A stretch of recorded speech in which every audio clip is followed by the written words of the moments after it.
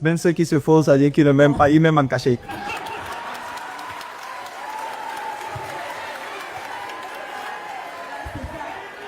Mais aujourd'hui, on voit dans des vidéos des fans qui vous voient, des fans qui vous accostent, des fans qui font des vidéos avec vous, et tout le temps ils disent notre pasteur. Qu'est-ce que vous dites? Comment vous ressentez ce mot-là, moi qu'on vous appelle pasteur?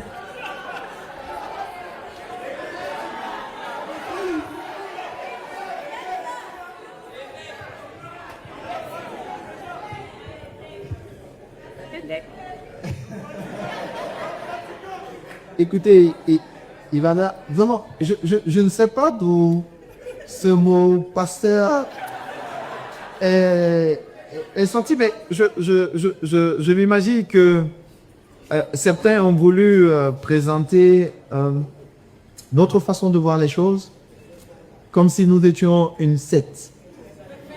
Pourquoi? Parce que nous avons des valeurs contraires à ce qu'ils croient. Je ne crois qu'en la réussite par le travail et la discipline.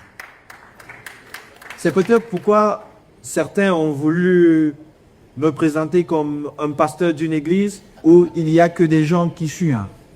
Mais je pense que je suis parmi ceux qui croient le plus à la démocratie.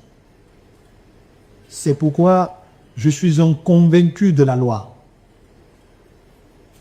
Uniquement de la loi. Je crois, la fédération a vu plus de 25 procès.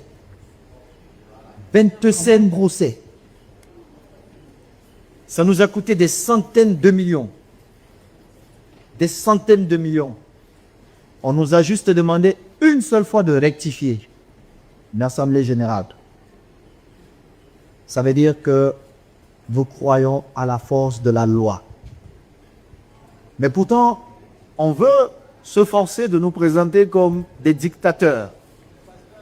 Est-ce que vous pouvez être dictateur et vous respecter la loi? Ce n'est pas possible. Donc, je vous souhaite pour vos affaires de toujours respecter la loi.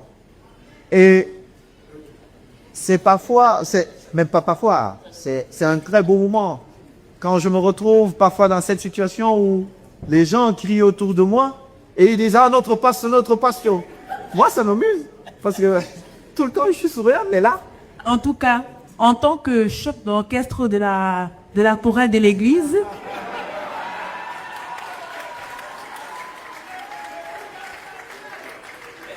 comment tu gérer la pression quand tout un pays scrute tous vos faits et gestes?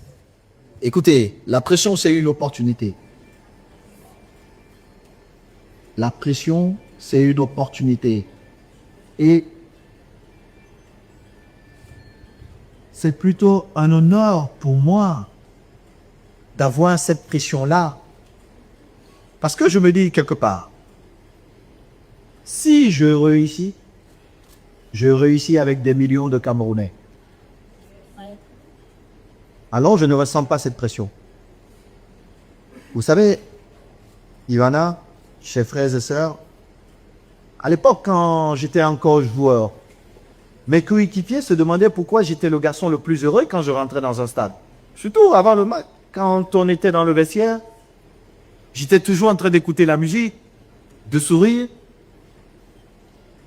et de lire mon Nouveau Testament, ma Bible. Toujours. Et quand je voyais ses coéquipiers stressés, il me disait, mais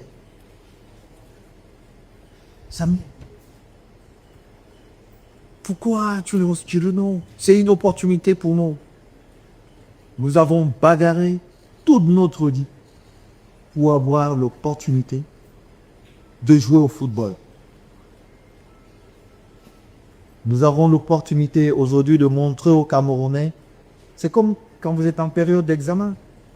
Vous avez passé toute une année où vos professeurs vous ont dit comment vous étiez médiocre.